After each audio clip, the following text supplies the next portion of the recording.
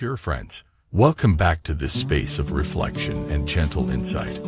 Have you ever heard debates about what Buddhists can or cannot eat? Maybe you've heard people argue passionately over whether coriander, garlic, onions, or other strong herbs should be avoided. Some say these foods are impure.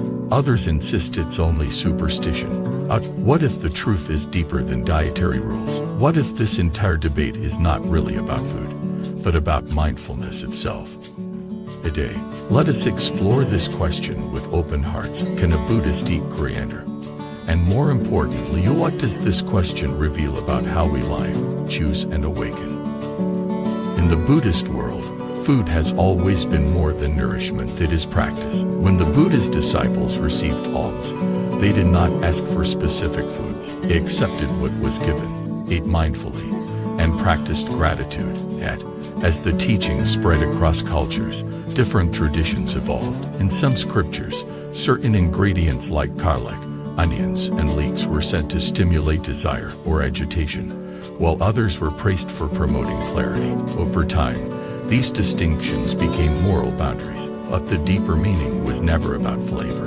It was about the state of mind that accompanies our choices. Imagine sitting down to a meal. You can eat with greed, swallowing mindlessly, thinking only of taste and pleasure, or you can eat with awareness, seeing each bite as an offering from mirth, a gift sustained by countless lives. The difference between impurity and purity lies not in the plate, but in the heart. Coriander, simple, fragrant, and common, become as a symbol of this truth. Some monastics avoid it, others use it freely.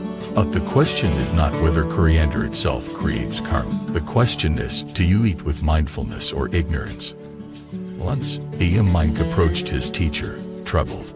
Master, he said, I heard that eating coriander can hinder spiritual progress. Should I avoid it? The master smiled and replied, if you eat it with craving, it hinders you. If you avoid it with pride, it hinders you even more. The monk was puzzled. The master continued, when your mind clings to taste or to rule, you are already lost.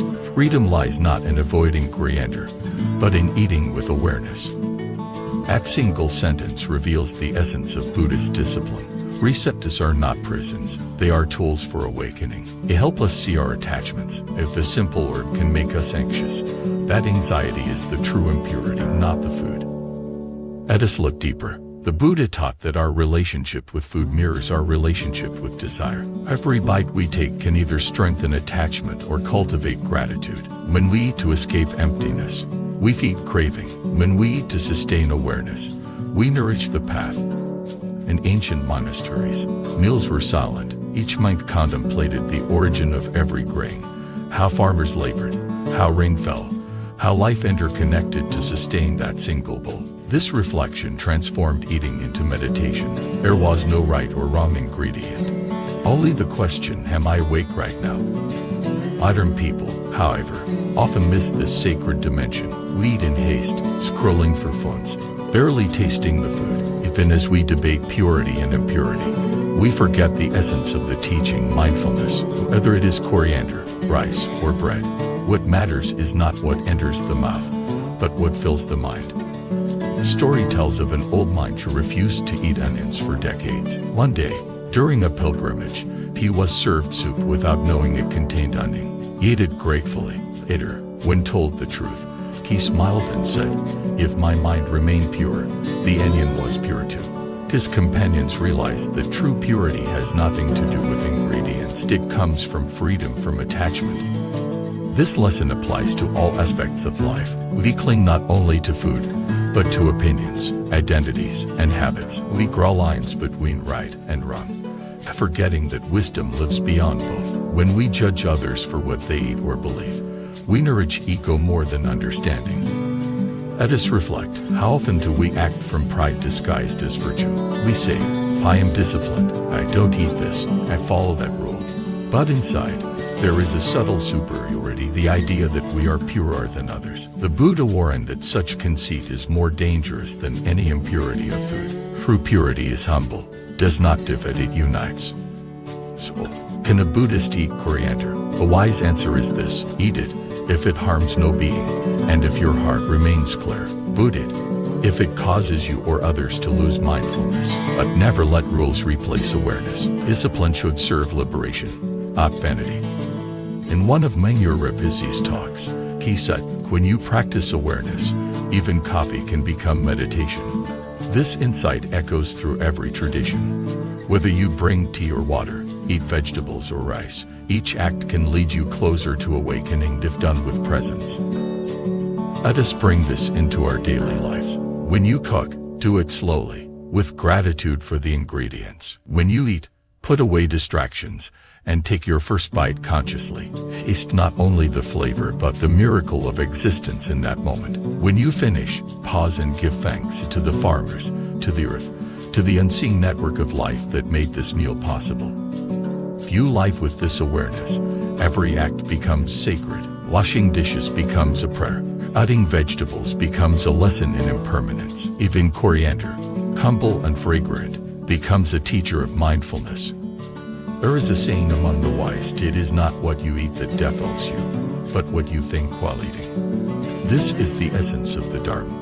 When you bring mindfulness to the table, the food nourishes both body and soul. In the end, the debate about coriander dissolves into a larger question: how awake are you in this very moment? Whether you eat or fast, speak or stay silent, love or let go, the heart of practice remains the same awareness. So, the next time someone asks you, can Buddhists eat coriander? You might smile and say, if the mind is peaceful, everything is allowed. Because in truth, the Buddha never asked us to divide the world into pure and impure. He asked us to wake up and to see that every moment, every choice, every bite, can be a step toward freedom. Thank you for watching this video. May you eat with awareness, live with gratitude, and discover that even the simplest meal can be a doorway to awakening. Please like, share, and subscribe, so that together we can spread this message of mindfulness and simplicity across the world. Before you leave, here's something special. In Buddhism, we believe that every encounter carries a deeper meaning. Would you like to discover your true soul connection, the one written into your destiny? Take the Soulmate Test today and unveil the hidden truths of your journey. Click the link below and begin your path now. http://soulmate. You wisdom more, come, white.